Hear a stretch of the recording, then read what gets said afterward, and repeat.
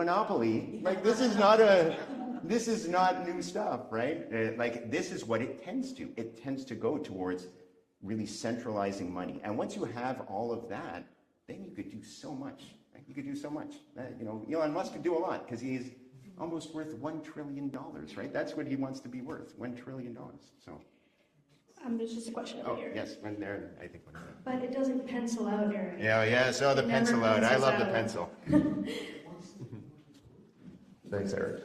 So I was excited to listen to you speak about all these systems because I'm a system theorist and I work in this space, so I was very excited. So I'd shared with a group in the back, so I built a land economics game called Game of Towers after Elizabeth Maggie's Landlord's game, which had two sets of rules. Yeah. One was the monopolist rules, where there was the winner bankrupt everybody else, and then there was the progressive rules, which everybody won when everybody had doubled their money. So it was more equivalent. So the idea I wanted to kind of float here and get your response to was the way that I've looked at building the system that I built, Blockshare, is to look at the block as the single most important unit of a change. Yeah. And so the interesting stat that I wanted to kind of throw out there is that your average block in Vancouver has a budget of $2.4 million. That's its outgoing expenditures. And if we take a model like Paris, where they take 5% of their capital budget and allow anybody over the age of 7 to propose and vote on some sort of neighborhood improvement, that's 100 million euros a year. Yeah.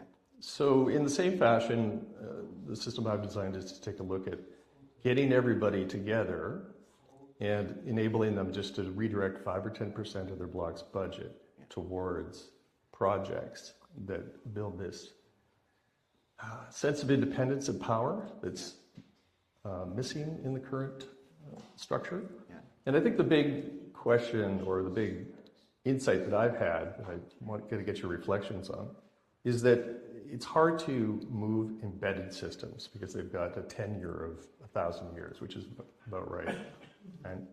And the sort of the debt that accumulates and the redirect.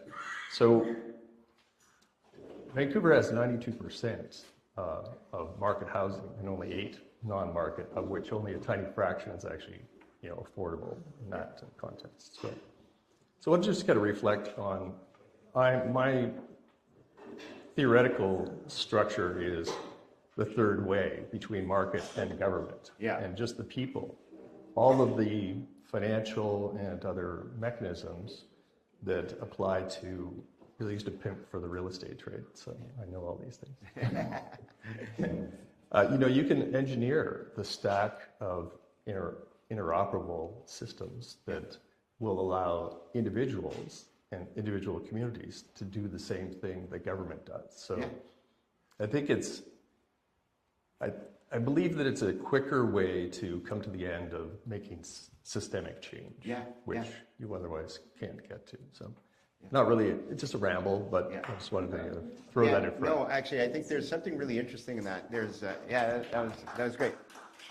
So I think, I love the scale. Like the block scale, I actually think is very tangible for people. And I do think, so this is where I was going with the idea that I mentioned that there's the system that heavily biases certain private capital.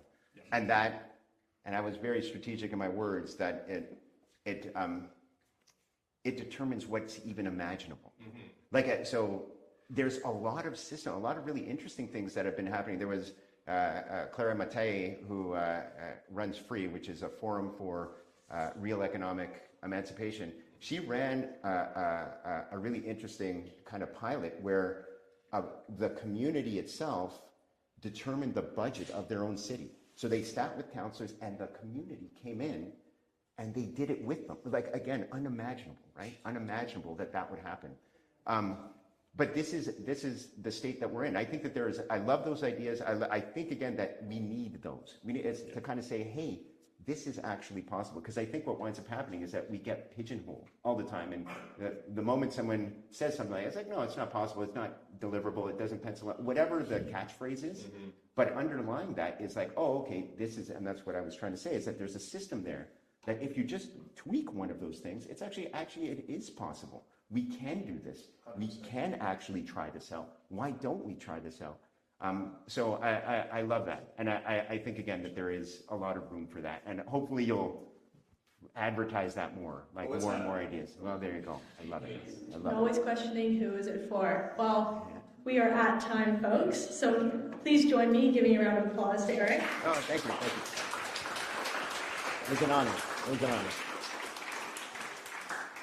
Alrighty, thank you so much for coming out tonight. Thank you, Eric, for speaking.